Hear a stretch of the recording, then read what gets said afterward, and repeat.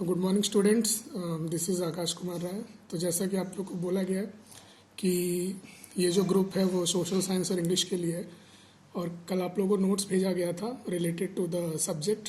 तो पहली चीज़ जो भेजी गई थी वो था सिलेबस, क्योंकि अगर आपको सब्जेक्ट जानना है तो आपको सिलेबस के बारे में पता होना चाहिए। And in this video we will cover the syllabus and as we can see here it is syllabus and it is syllabus of 2020-2021 and this whole syllabus will be covered in this video और इसी syllabus से you have to face the questions which will come in your board exams। so ये syllabus है basically।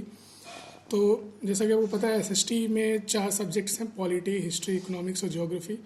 So first of all we will talk about the syllabus of polity known as civics as well and also democratic politics second. तो polity की पहले बात करेंगे हम, और polity की बात करते हैं तो क्वेश्चंस इसमें से 20 मार्क्स के आते हैं, 20 marks. So the first chapter which will be covered in polity is power sharing. So here it is power sharing. Power sharing means कैसे शक्तियाँ अलग अलग पॉलिटिकल पार्टीज़ में और ग्रुप्स में बांटी जाती हैं जिससे कि सभी लोग अपने विचारों को रख सकें। तो ये पूरी चीज़ें आपको उस चैप्टर से रिलेटेड जो वीडियो होगा उसमें बताई जाएंगी। And after that it will B chapter 2 federalism, जो कि चैप्टर 1 का यानी पावर शेयरिंग का एक कंटिन्यूस वर्जन होगा। अगर आप पावर शेयरिंग समझोगे तभी फेडरलिज्म समझोगे। तीसरा चैप्टर जो है वो पॉलिटिकल साइंस में या सिविक्स में वो है democracy and diversity. But in दोनों चैप्टर में और इस चैप्टर में डिफरेंस ये है कि ये जो चैप्टर है उसमें आपको ये देखना जरूरी है, जैसा कि यहाँ लिखा हुआ है, only in periodic test but not in board exams. That means कि ये आपके स्कूल के हाफ ईयरली में आएगा, क्लास टेस्ट में आएगा, बट इससे क्वेश्चंस बोर्ड एग्जाम्स में नहीं पूछे जाएंगे। चैप्टर नंबर 3 से बोर्ड एग्जाम में कोई क्वेश्चंस नहीं आएंगे।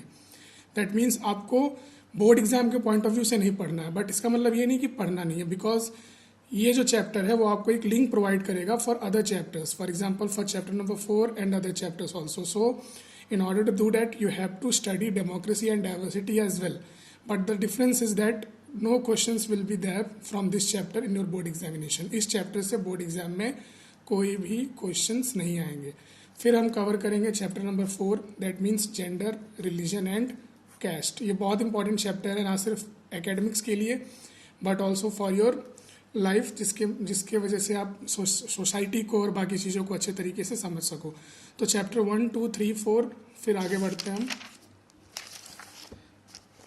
चैप्टर नंबर 5 है पॉलिटी का, पॉपुलर स्ट्रगल्स एंड मूवमेंट्स। जो भी हमारे सोसाइटी में स्ट्रगल्स हुए हैं लोगों को उनके राइट्स प्रोवाइड कराने के लिए, उसके बारे में ये जो चैप्टर है ये भी बोर्ड एग्जामिनेशन में नहीं आएगा, इसीलिए साफ लिखा गया है यहाँ पे कि only in periodic test not in board exams. That means again this chapter won't come, or the questions from this chapter won't come in board examination. You have to only prepare this chapter because again this chapter will provide link for other chapters as well. So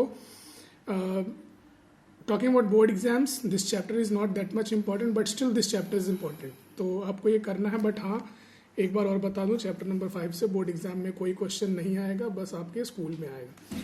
chapter 6 की अगर हम बात करें तो chapter 6 है वो है political parties.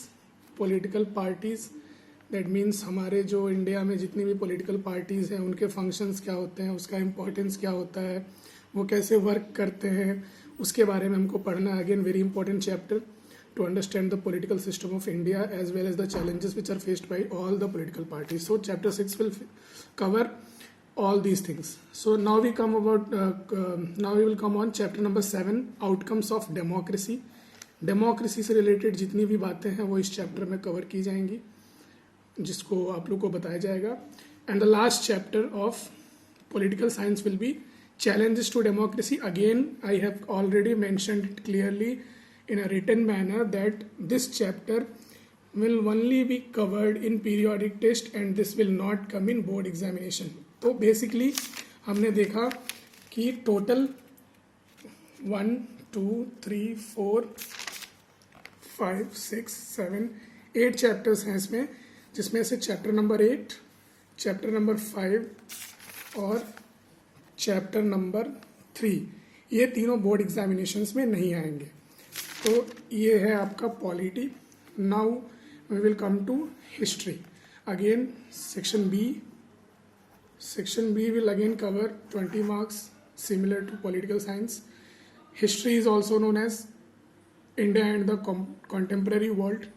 तो इसमें हम हिस्ट्री से रिलेटेड सारे इवेंट्स के बारे में पढ़ेंगे और जो सबसे पहला चैप्टर हम कवर करेंगे हिस्ट्री में वो होगा the rise of nationalism in Europe. Nationalism का मतलब होता है राष्ट्रीयता या राष्ट्रीयता की भावना। तो यूरोप के लोगों में जो अलग अलग बटे हुए थे, कैसे उनके अंदर अपने कंट्री को फ्री कराने का, उनको फ्रीडम प्रोवाइड कराने का और साथ में कैसे उनके अंदर यूनिटी लाने के बारे में डिस्कस किया गया था, या सारी प्रोसेस जो हुए थे उसके बारे में हम बताएंगे। एक चीज़ यहाँ पे ये है कि चैप्टर नंबर, एक और चैप्टर हुआ करता था हिस्ट्री में, इंडो चाइना। वो लेंदी चैप्टर था बट उस चैप्टर को अब काट दिया गया है। तो अब जो चैप्टर 2 जो है वो होगा आपका नेशनलिज्म इन इंडिया। ये जो नेशनलिज्म इन इंडिया चैप्टर है बहुत इंपॉर्टेंट है क्योंकि इसमें इंडिया के फ्रीडम के लिए जो भी चीज़ें हुई थी, जैसे सिविल डिसोबीडियंस मूवमेंट हुआ था CDM, नॉन कोऑपरेशन मूवमेंट हुआ था NCP, NCM, तो ये जितनी भी चीज़ें हुई थी, या जो जलियांवाला बाग हुआ था, या फिर जो अम्बेडकर के बारे में, ये सारी चीज़ें चैप्टर 2 में कवर की जाएंगी। फिर आता है chapter number 3, the making of global world. इसमें कैसे पूरा दुनिया जो है वो ग्लोबलाइजेशन की तरफ बढ़ा, यानी बिजनेस एक कंट्री से हट करके दूसरे कंट्री की तरफ गया, बिजनेस कैसे पूरी दुनिया में फैला, उसके बारे में है। चैप्टर 4, कैसे पूरी दुनिया में इंडस्ट्रीज आई, उद्योग बढ़े, उसके बारे में है, बहुत इंपॉर्टेंट चैप्टर है। और chapter 5, print culture and modern world. Print culture and modern world का मतलब कि अभी हम सारे बुक्स पढ़ पा रहे हैं, न्यूज़पेपर्स पढ़ पा रहे हैं, तो पहले ऐसा कुछ नहीं था। तो कैसे हम वहाँ की जर्नी से लेकर के अब तक की टेक्नोलॉजी तक पहुँचे हैं, उस सब के बारे में इसमें डिस्कस किया जाएगा। तो बेसिकली 5 चैप्टर्स हैं आपके हिस्ट्री में। और जैसे पॉलिटिकल साइंस में था वैसा इसमें नहीं है। इसमें जितने चैप्टर्स हैं वो सारे के सारे बोर्ड एग्जाम्स में आएंगे, तो इसको कवर करना बहुत इंपॉर्टेंट है। Now we come to geography, chapter number 3। It will be contemporary India, section number 3, again 20 marks. It is also known as contemporary India second. इसमें जो चैप्टर्स हैं वो सबसे पहला जो चैप्टर होगा वो रिसोर्सेज एंड डेवलपमेंट, संसाधन और विकास।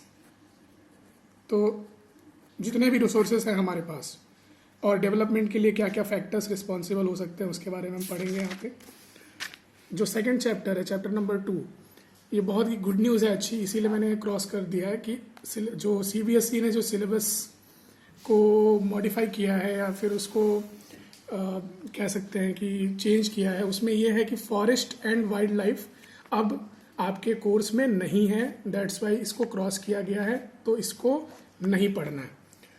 फिर बात आती है chapter 3, again the same thing, and one more good news is that this chapter has also been excluded.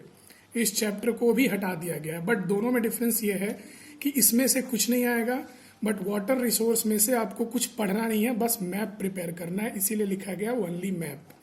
तो ये एक चीज़ है। तो चैप्टर 2 और चैप्टर 3 जो पहले पढ़ा जाता था अब वो नहीं आएगा।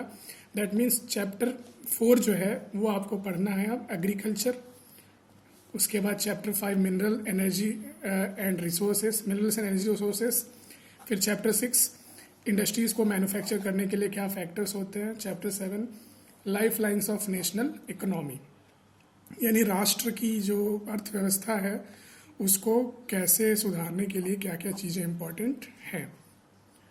फिर ये जो अब बात आती है इकोनॉमिक्स की, again section D, total 20 marks, और इसको हम लोग बोलते हैं इकोनॉमिक्स और अंडरस्टैंडिंग डेवलपमेंट। इसमें आपको chapter number 1 development, chapter number 2 sectors of Indian economy,